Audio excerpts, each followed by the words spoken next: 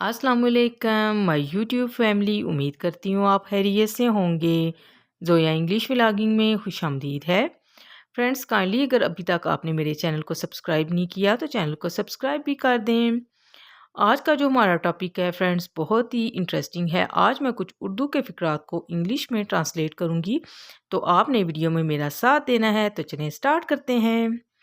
कुर्सी पर खड़े हो जाओ, स्टैंड ऑन द चेयर। अपने हाथ ऊपर हवा में बुलंद करो। Put your hands up in the air. तुम इसे समझ गए, यू गॉट इट।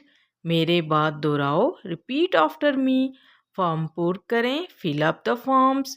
आगे कौन पढ़ेगा, हु विल रीड नेक्स्ट। अब आपकी बारी है, इट्स योर टर्न नाउ। वक्फे का वक्त है, इट्स ब्रेक टाइम। वक्त ख़त्म हुआ, टाइम इज़ अप। घंटी जल्द ही बज जाएगी, द बेल विल रिंग सून। क्या आज सब मौजूद हैं, is everyone present today. Friends, उम्मीद करती हूँ आज का ये टॉपिक आपको पसंद आया होगा। आपने वीडियो को फुल वॉच करके कमेंट में मुझे बताना है। थैंक यू, अल्लाह हाफिज़।